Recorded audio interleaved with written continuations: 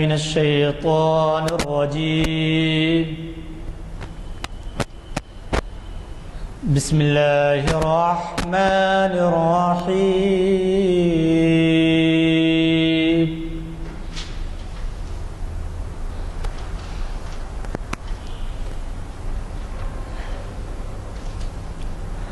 ألم نشرح لك صدرك ووضعنا عنك وزرك الذي أنقض ظهرك ورفعنا لك ذكرك فإن مع العسر يسرا إن مع العسر يسرا فإذا فرغت فانصب وإلى ربك فارغب. صدق الله العظيم.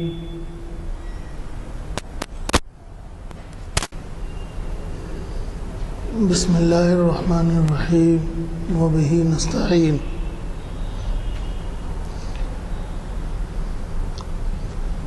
الحمد للہ رب العالمین والصلاة والسلام علی سید الانبیاء والمرسلین وعلی من تبعہم بإحسان الی یوم الدین. اما بعد.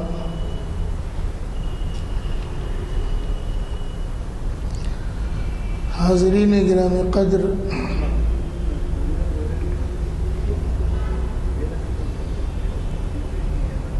آج کے پروگرام میں جناب اقبال احمد انجینئر صاحب کو اپنے متعینہ موضوع پر خطاب کرنا تھا، لیکن کسی ناگزیر حالت کی وہ شریک نہ ہو سکے. خواہش پر میں حاضر ہوا ہوں. چونکہ ان کا جو عنوان تھا اس عنوان کی مجھے خبر نہیں تھی، البتہ انہوں نے اجمالی طور پر یہ کہا تھا کہ انسانیت، پیغمبر انسانیت کے موضوع پر خطاب ہے، تو میں نے اسی موضوع کا انتخاب کیا. پیغمبر انسانیت، زندگی کے پیغمبر.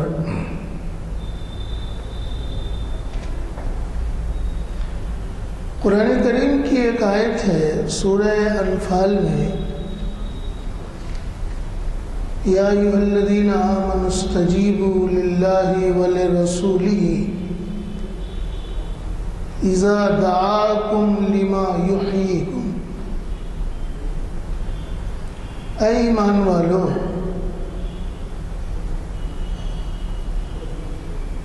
اللہ اور اس کے رسول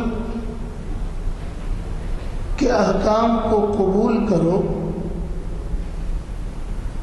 جبکہ رسول تم کو حیات بخش زندگی کی طرف بلاتے ہیں. بظاہر آیت کا مطلب سیدھا سا یہ ہو سکتا ہے، عام قاری یہ سمجھ سکتا ہے کہ اس آیت میں انسانوں سے اور خاص طور پر مومنین سے یہ کہا گیا ہے کہ وہ اللہ اور اس کے رسول کے احکام کی اطاعت کریں، رسول اللہ صلی اللہ علیہ وسلم کی اتباع کریں اور ان کے اسوہ حسنہ کو اپنائیں، تو ان کی دنیا اور آخرت دونوں سنور جائے گی. یہ اس آیت کا ظاہری مفہوم ایک عام قاری سمجھ سکتا ہے، لیکن آیت کا یہ مفہوم نہیں ہے. آیت میں یہ کہا گیا ہے کہ جو انسان ہیں زندہ، اس زندہ انسان کو رسول زندگی کی طرف بلا رہے ہیں۔ ایک زندہ انسان کو زندگی کی دعوت دینا، زندگی کی طرف بلانا، یہ معنی بالکل الگ ہے۔ جو بات کہ رسول کی اتباع، احکام کی اتباع، اللہ کی اتباع، قرآن کی اتباع، اسوہ حسنہ کی اتباع، یہ مضامین کتاب اللہ میں، سنت رسول میں بہت سے مقامات پر ہیں اور بہت تفصیل سے ہے، لیکن اس آیت میں یہ بات نہیں کہی گئی ہے۔ اس آیت میں تو یہ کہا گیا کہ اللہ تعالیٰ تم زندہ انسانوں کو زندگی کی طرف بلاتے ہیں۔ ایک زندہ انسان کو زندگی کا پیغام کیسے دیا جا سکتا ہے؟ اس کو سمجھنے کے لیے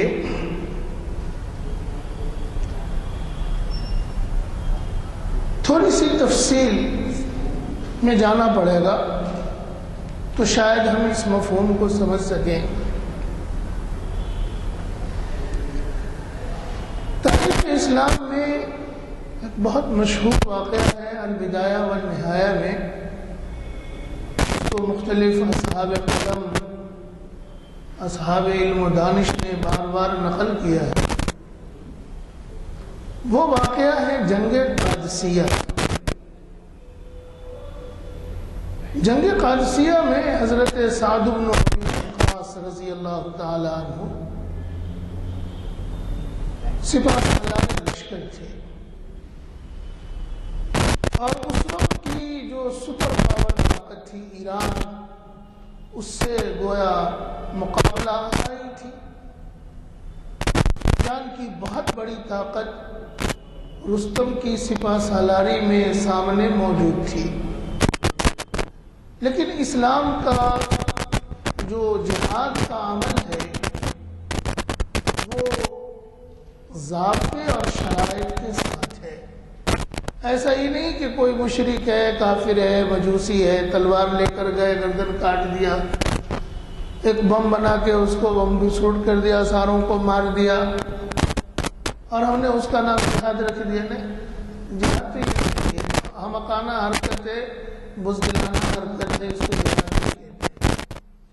جہاد تو ایک بامقصد عمل ہے، عبادتوں میں سب سے افضل ترین عمل، اور اس کی جزا تو اتنی بڑی ہے کہ دیگر کسی عبادت کی وہ جزا نہیں ہے۔ جہاد کی جزا یہ ہے کہ اگر انسان شہید ہو جائے تو اس کا خون بھی پاک ہو جاتا ہے، اس کو غسل نہیں دیا جاتا، اسی کپڑے میں اس کو دفنایا جاتا ہے۔ قرآن کریم میں اس کی شہادت دی گئی ہے کہ وہ مرتے نہیں ہیں، وہ زندہ رہتے ہیں۔ بہت اونچا عمل ہے، اس کے سارے گناہ معاف ہو جاتے ہیں۔ ہم پوری زندگی نماز پڑھتے ہیں لیکن ایسی کوئی وضاحت قرآن میں نہیں ہے، لیکن جہاد کے لیے تو یہ پیشن گوئی موجود ہے۔ جو عمل اتنا بڑا ہوگا اس کے لیے شرائط، آداب کچھ بھی نہیں ہوں گے، بہت بڑا عمل ہے۔ حضرت سعد بن ابی وقاص ظاہر ہے کہ مجاہد تھے، اللہ کے دین کی دعوت لے کر گئے تھے۔ وہ کسی ملک پر قبضہ کرنے کے لیے نہیں گئے تھے، اقتدار اور حکمرانی ان کی تمنا اور خواہش نہیں تھی۔ حضرت سعد بن ابی وقاص نے اپنے مقاصد کی ترجمانی کے لیے ایک صحابی حضرت ربعی بن عامر رضی اللہ تعالی عنہ کو اپنا ایمبیسیڈر کہہ لیں، آپ سفیر کہہ لیں، بنا کر رستم کے دربار میں بھیجا۔ چونکہ رستم نے یہ خواہش کی تھی کہ تم لوگ جو ہتھیار لے کر آئے ہو، لڑنے کے لیے آئے ہو، آخر تمہارے مقاصد کیا ہے؟ تمہارے یہاں تو کوئی حکومت نہیں ہوتی ہے، بدویانہ زندگی ہے، قبائلی زندگی ہے، غیر مہذب، غیر متمدن۔ آخر تم لوگوں کو یہ کیا ہو گیا ہے کہ اچانک لڑنے مرنے کے لیے آ گئے، اپنی تمہاری موت پکاری کیا جانا گے؟ حضرت ربعی بن عامر دربار میں پہنچتے، تاریخ میں وہ الفاظ موجود ہیں کہ رستم نے اپنے دربار کو بہت شان و شوکت سے آراستہ کیا تھا. حریر و دیبا کے پردے لگائے گئے، بڑے بڑے قالین موٹے موٹے بچھائے گئے. رستم ایک عالیشان تخت پر بیٹھا اور اس کے اطراف میں اس کے جو پالتو افراد تھے وہ سب ہاتھ باندھے کھڑے، کچھ نیزہ لے کے، کچھ لاٹھیاں لے کے، کچھ تلواریں لے کر. حضرت ربیع بن عامر جب داخل ہوئے تو ان کی وضاقتہ جو مورخین نے نقل کی ہے، تمام مورخین نے ایک ہی وضاقتہ نقل کی ہے کہ ان کے ہاتھ میں ایک ہاتھ میں ڈھال تھی اور ایک ہاتھ میں تلوار، اور ان کے سر پر خود لوہے کی ٹوپی تھی.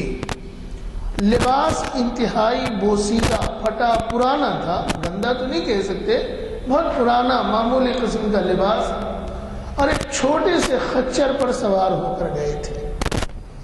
تو باب الداخلہ پر سیکورٹی والوں نے روک دیا، تم کون ہو؟ تو نے مجھے بلایا گیا.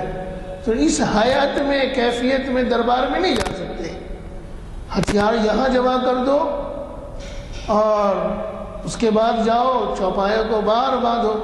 کہا وہ سب نہیں، میں جاؤں گا، میرا چوپایا بھی ساتھ جائے گا. میں اپنے چوپایا کو تمہاری حفاظت میں نہیں چھوڑ سکتا. جہاں تک رہ گئی تلوار کی، تو یہ تلوار تو اس ہاتھ سے زندگی میں کوئی نہیں چھین سکتا. تم کہتے ہو رکھ کر جاؤ، تم نے بلایا ہے اس لیے میں آیا ہوں. اگر تم بات کرنا نہیں چاہتے تو میں واپس چلا جاتا. رستم نے جب یہ کیفیت دیکھی تو اس نے بلایا، کہا آنے دو. دربار میں پہنچے اس حال میں کہ اپنے تلوار سے ٹیک لگاتے ہوئے، جیسے عصا سے انسان ٹیک لگاتا ہے. ظاہر ہے کہ تلوار کی نوک سے بہت ساری قالینیں پھٹ گئیں، چاندنیاں چاک ہو گئیں. پہنچے دربار میں تو رستم نے پوچھا کہ ماں جا بکم، تم یہاں کیوں آئے ہو؟ کیا مقصد ہے؟ تو حضرت ربیع بن عامر رضی اللہ تعالی عنہ نے جو جواب دیا تھا، اصل میں اسی جواب میں قرآن کریم کی اس آیت کا راز چھپا ہوا ہے. حضرت ربیع بن عامر نے کہا ابتعثنا اللہ، اللہ نے ہم کو بھیجا ہے، اٹھایا ہے، اور مقصد یہ ہے کہ ہم انسانوں کی غلامی سے انسان کو نجات دلا دیں، اللہ کے بندوں سے اللہ کو ملا دیں، اور حکومت کے ظلم سے عام انسانوں کو محفوظ کر دیں. یہی میرا پیغام ہے اور کوئی پیغام نہیں ہے. اسی کام کے لیے ہم لوگ آئے ہیں کہ جو اللہ کے بندے ہیں ان کا رشتہ اللہ سے قائم ہو جائے، اور جو انسان انسانوں کے غلام بنے ہوئے ہیں ان کو غلامی سے ہم نجات دے دیں، دنیا کی تنگی سے وسعت کی طرف ہم لے جائیں ان کو. یہ ہمارا مقصد ہے. اگر تم ان مقاصد کو پورا کرنے میں ہماری مدد کرو، ہمارے ہاں میں ہاں ملاؤ، تو بہت اچھی بات ہے. ہمارے بھائی ہو، پہلے کلمے کے ساتھ تم ہماری جگہ بیٹھ سکتے ہو، ہمارے بازو میں نماز پڑھ سکتے ہو. تو رستم نے کہا اور اگر ہم تسلیم نہ کریں تمہاری اس دعوت کو، تو کہا کہ پھر دوسرا راستہ ہے کہ اسلامی قانون کو تم نافذ ہونے دو، اس میں رکاوٹ پیدا نہ کرو. اسلامی حکومت تمہارے جان مال عزت و آبرو کی حفاظت کرے گی، اس کے بدلے میں تم سے معمولی سا ٹیکس لیا جائے گا، چونکہ ہم تم کو جان مال حفاظت کی سیکورٹی فراہم کریں گے. اللہ کا قانون، اللہ کی شریعت نافذ ہوگی، اس میں تم رکاوٹ پیدا نہیں کرو گے. تم نہیں کرنا چاہتے ہو نہیں کرو، اکراہ تو دین میں ہے نہیں. کہا اگر اس کو بھی قبول نہ کریں تو کہا پھر تو تیسری راہ ہے کہ تلوار سے مقابلہ آرائی ہوگی. ہماری تلوار تو چاہے گی کہ اللہ کا کلمہ بلند ہو، اللہ کی شریعت نافذ ہو جائے. ہمارے بازوؤں میں جب تک طاقت ہے ہم اس کو کریں گے، اس لیے کہ ہمارے رسول نے ہم سے وعدہ کیا ہے کہ جو جہاد کے عمل کو خلوص دل کے ساتھ کرے گا اللہ کے ہاں وہ انعام پائے گا، وہ کامیاب ہو جائے گا. رستم نے کہا کہ تو ہمیں موقع دو، ہم غور و فکر کر کے جواب دیں گے. تو کہا کہ ٹھیک ہے، تم کو کتنے دنوں کا موقع چاہیے؟ کہا کہ موقع طویل وقت چاہیے، اس لیے کہ ہم تمہاری یہ ساری باتیں اپنے وزراء کو، پورے ملک کے جو اہل دانش ہیں ان کو لکھ کر بھیجیں گے، پھر وہاں سے جواب آئے گا، پھر ہم تم کو جواب دیں گے. حضرت ربیع بن عامر نے کہا نہیں، یہ گول پھرانے والی بات نہیں، ہمارے رسول کی یہ سنت ہی نہیں. تمہارے سامنے دو ہی راستے ہیں، 2 دن میں تم غور کر کے جواب دے دو، تیسرے دن غور کرنے کا موقع نہیں ہے، تیسرے دن میدان جہاد ہے. ہمارے رسول کی یہ سنت نہیں ہے کہ ہم دشمن کو جب پکڑ لیں تو اس کے فریب میں آ کر ہم اس سے پیچھے ہٹ جائیں، ایسا نہیں ہو سکتا. مقابلہ آرائی ہوگی، 2 دن غور و فکر کے لیے ہے.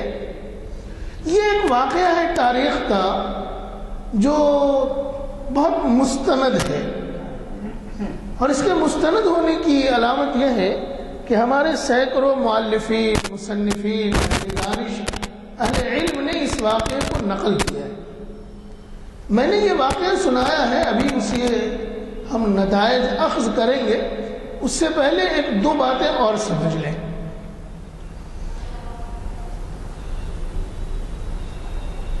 حضرت عیسیٰ علیہ السلام کی بعثت سے پہلے، قبل مسیح، دنیا میں جو مہذب اقوام تھی ان میں 3 نام آتے ہیں. ایک تو اہل چین کا نام آتا ہے، ان کے پاس ایک دستور زندگی تھا، اب اس کی تصویر کیا تھی میں وہ بھی بتاؤں گا.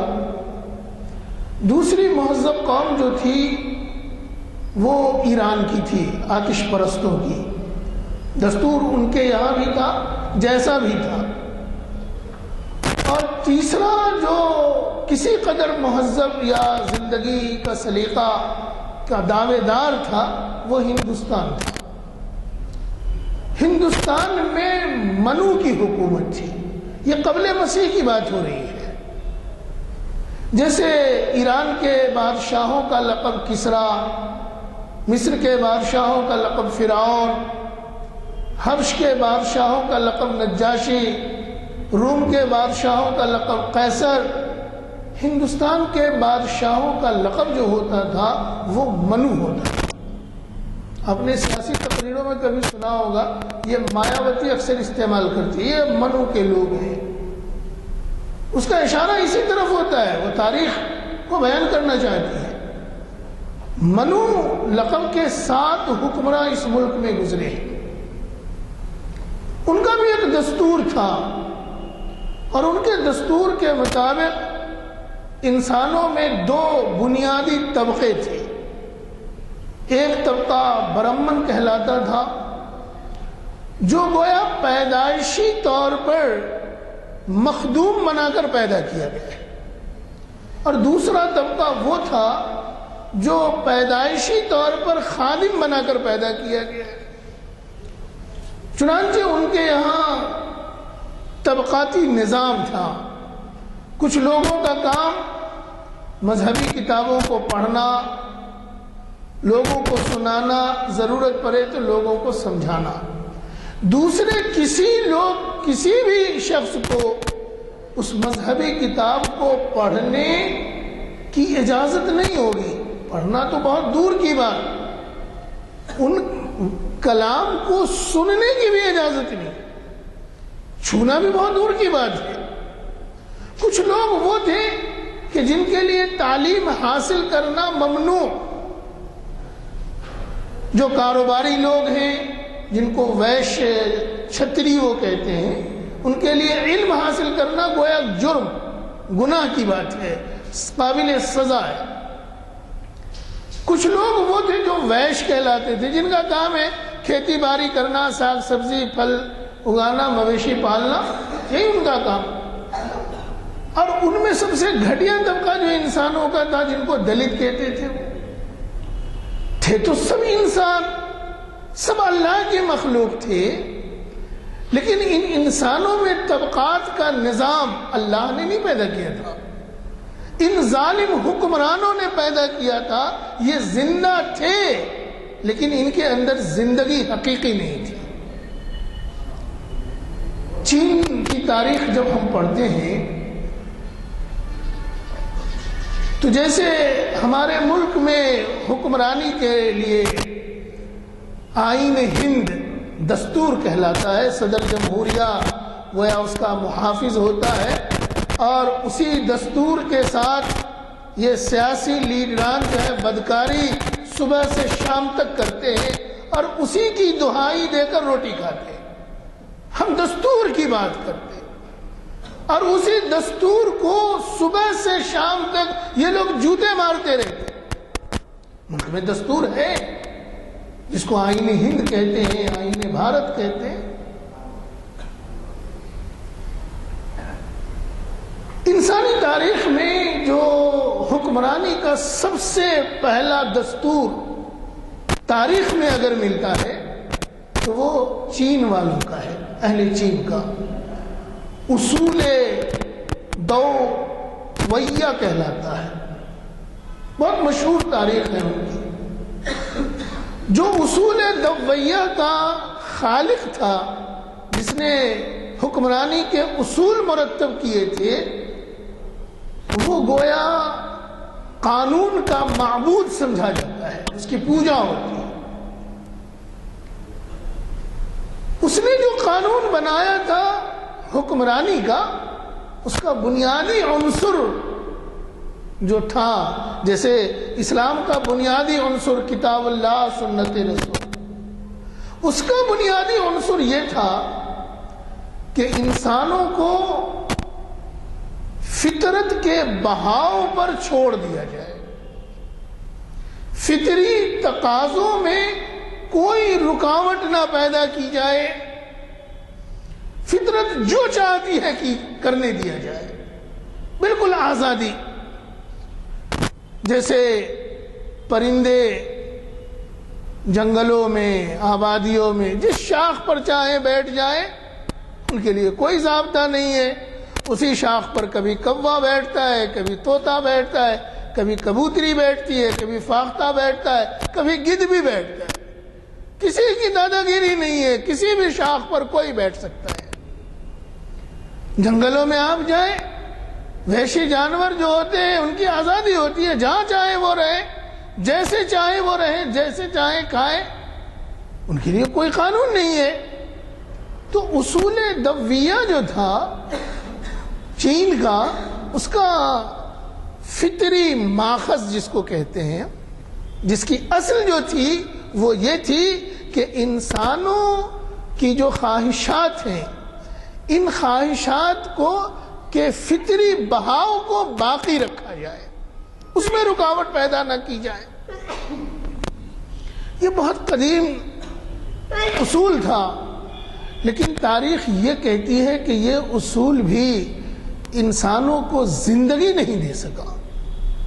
زندگی چند لوگوں کے ہاتھ میں تھی، جو بادشاہ تھے، جو صاحب اقتدار تھے، جو بادشاہ کے ساتھ ارباب حل و عقد تھے، زندگی ان کے پاس تھی۔ بقیہ لوگ، ان کا شمار حشرات الارض کی طرح، کیڑے مکوڑوں کی طرح تھا۔ یہ پیدا ہی کیے گئے تھے خدمت کے لیے۔ آج سے 80-90 سال پہلے ایک تحریک اٹھی تھی دنیا میں، اشتراکیت کی تحریک، کمیونسٹ جس کو ہم کہتے ہیں۔ تو اس تحریک کا بھی خلاصہ یہی تھا کہ بھئی ملک میں جتنی بھی دولت ہے وہ سب عوام کی ہے، کوئی ایک شخص اس کا مالک نہیں ہوگا۔ بنیادی اصول ان کا یہی ہے اشتراکیت کا۔ لیکن کیا اس اصول کی بنیاد پر جو حکومتیں قائم کی گئی اس میں انسانوں کو زندگی مل گئی؟ کاشتکار تو پہلے بھی 24 گھنٹے کام کرتا تھا، اب بھی کام کرتا ہے، اس کی زندگی میں تو کوئی انقلاب آیا ہی نہیں۔ ہاں انقلاب آیا، جو رہنما تھے، جو قائد تھے، ان کی زندگی میں انقلاب آیا۔ پھر بہت قریب کے زمانے میں 200-300 سال پہلے کے زمانے میں 18ویں صدی کے اخیر میں جو انقلاب فرانس آیا، اور جس کے نتیجے میں گویا کلیسا کا جو نظام تھا، جاگیردارہ نظام جو تھا، وہ 70-80 سال کی لڑائی اور جنگ کے بعد، کروڑوں انسانوں کے خون بہہ جانے کے بعد، وہ جنگ جب ختم ہوئی، انقلاب فرانس، تو اس کے نتیجے میں جمہوریت، جس کو سیکولرزم کہتے ہیں، یہ ابھر کر سامنے آیا کہ یہ انسانوں کو برابری کے ساتھ حقوق ادا کرے گا۔ انسانوں کا حق کیا ہے وہ انسانوں کو اس سے مل جائے گا۔ یہ بادشاہت، ایک آدمی پورے عوام پر ظلم کرتا ہے، ختم کر دو اس کو۔ بادشاہت ختم ہو گئی۔ ارے ظالموں، پہلے تو ایک بادشاہ پوری قوم کے خزانے پر قبضہ کرتا تھا، اور اس کی اجازت سے اس کے اطراف جو اس کے مشیران خاص ہوتے تھے وہ اس سے استفادہ تھوڑا بہت کر لیتے تھے۔ اور اب تو ایک نہیں، 560 بادشاہ ہوتے ہیں جو انسانوں کا خون چوستے ہیں۔ جمہوریت اسی کا نام ہے۔ علامہ اقبال علیہ الرحمہ نے بڑی خوبصورت بات کہی تھی کہ شہنشاہیت نے جمہوریت کا نقاب پہن لیا ہے۔ یہ جمہوریت انسانوں کو زندگی نہیں دے رہی ہے، انسانوں کو حقوق فراہم نہیں کر رہی ہے، یہ تو انسانوں کی زندگی سے کھلواڑ کر رہی ہے۔ ایک غریب ہے تو وہ لگتا ہے کہ قیامت تک کے لیے غریب ہو گیا، ایک امیر ہے تو اس کی زندگی میں روز افزوں ترقی ہے۔ جمہوریت کا مذاق کس طرح سے اڑایا جاتا ہے کہ اخبارات میں خبریں آتی ہیں کہ ہندوستان کا کھلاڑی، ہندوستان کا ڈانسر، ہندوستان کا سب سے بڑا راشی، ہندوستان کا سب سے بڑا ڈاکو ایک دن میں 80 لاکھ روپے کما رہا ہے۔ یہ خبر آتی ہے۔ یہ اس ملک کی ترقی۔ قرآن کریم میں جو بات کہی گئی تھی، ان تاریخی چیزوں کو اگر ہم غور سے پڑھیں اور سمجھیں، پھر رسول اللہ صلی اللہ علیہ وسلم نے صحابہ کے ذریعے جس اسلام کو، جس نظام حیات کو، جس نظام حکمرانی کو انسانوں کے درمیان نہ صرف متعارف کرایا تھا بلکہ زمین پر اس کو نافذ کر کے بتایا تھا، یہ ہے اصل میں زندگی جس کی رسول تم کو دعوت دیتے ہیں۔ اے ایمان والو، اللہ اور اس کے رسول کی دعوت کو قبول کر لو، پکار کو قبول کر لو، جبکہ رسول تم کو حیات بخش زندگی کی طرف بلا رہے ہیں۔ یہی ہے حیات بخش زندگی کہ زندہ رہنے کے بعد بھی انسان کو قوانین کے رہتے ہوئے، حکمرانی کے رہتے ہوئے، وسائل اور ذرائع کے رہتے ہوئے اگر انسانوں کو انسانوں کا حق نہیں ملتا تو یہ کوئی انصاف نہیں ہے۔ رسول اللہ صلی اللہ علیہ وسلم نے حکمرانی سے یہ ثابت کر کے بتا دیا تھا، اور ان کے صحابہ نے، خلفائے راشدین نے، کہ انسانوں کو ان کا حق کیسے دیا جاتا ہے۔ انسانوں کی غلامی ختم ہو گئی۔ اسلام میں کوئی معبود نہیں ہے، سب یکساں ہیں۔ جو امیر ہے حضرت ابو بکر فرماتے ہیں کہ تم میں کا جو سب سے غریب ہے وہ مجھ سے زیادہ طاقتور ہے۔ یہی وہ فلسفہ تھا کہ حضرت عمر جب منبر پر کھڑے ہوتے ہیں خطاب کے لیے تو ان سے خطاب سے پہلے سوال کر لیا جاتا ہے کہ بھئی سب کے پاس ایک چادر، آپ کے پاس دو چادریں کہاں سے آ گئی؟ مال غنیمت تو سب کو برابر تقسیم ہوا ہے، آپ امیر المومنین ہیں تو آپ دو چادر کیوں لیں گے؟ آپ کا حق ایک ہی ہے۔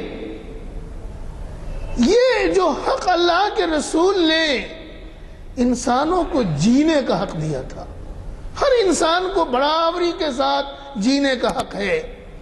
عورتیں بیچی اور خریدی جاتی تھی، غلاموں کے ساتھ انتہائی بدتر سلوک ہوتا تھا، یتیموں کی زندگی صرف اللہ کے حوالے، جو چاہے اس کا مال لوٹ لے، جو چاہے اس کو قتل کر دے، جو چاہے کہیں لے جا کر اس کو بیچ دے، کمزور ہے وہ۔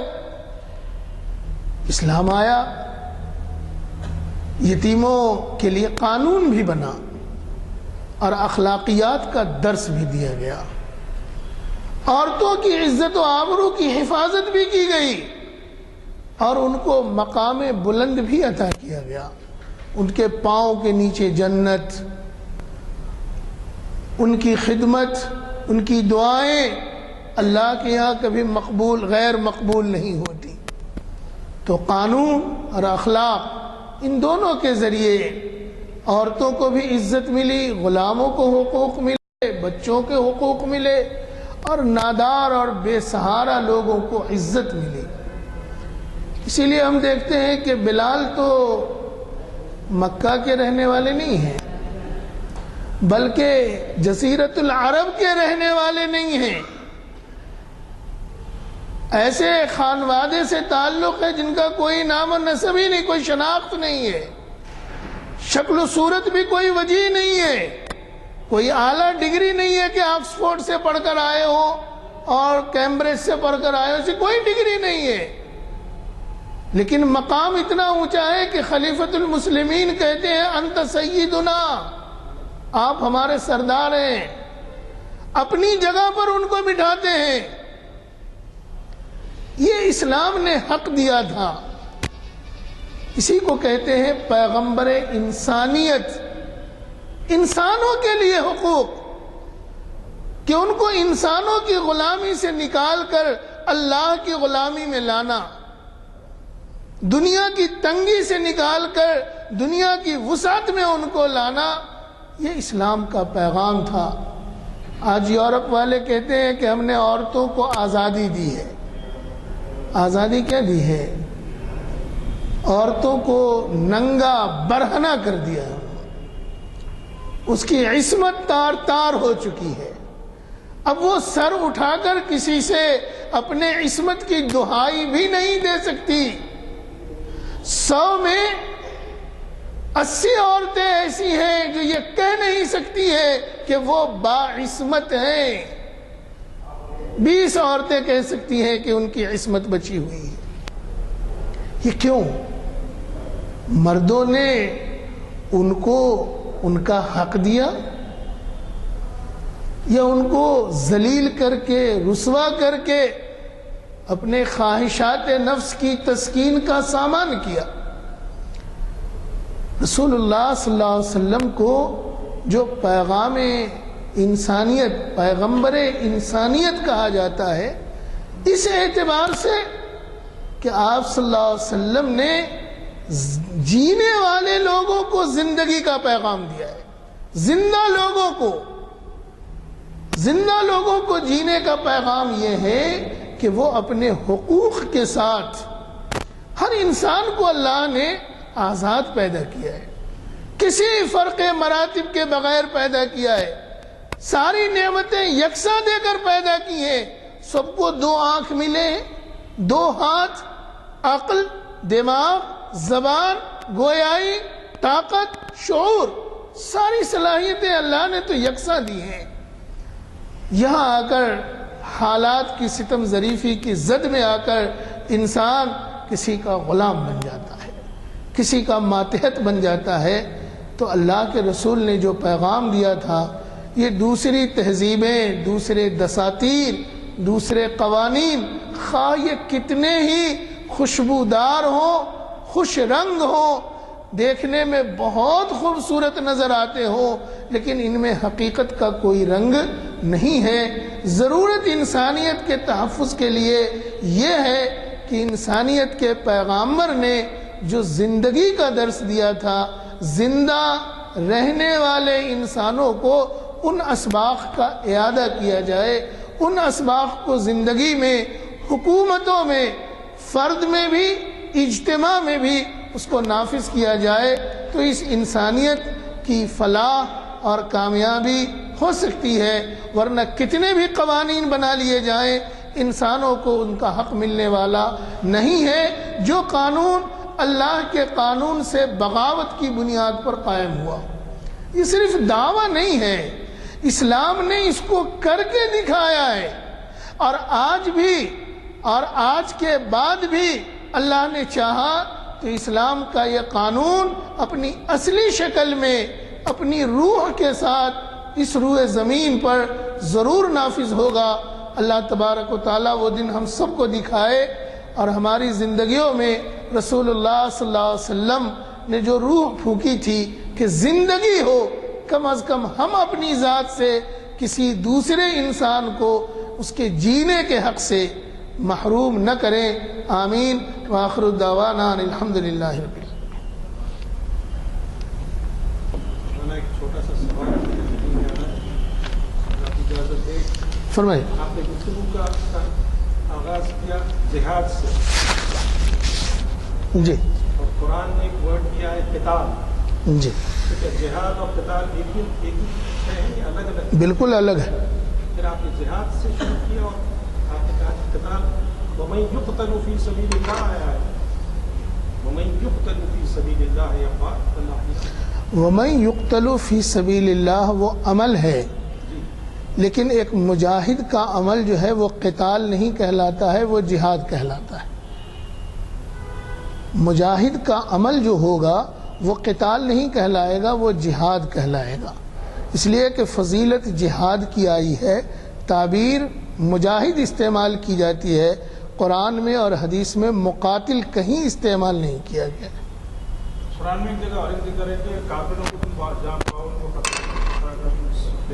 سورۃ توبہ میں۔ جی جی جی، کیا فرما؟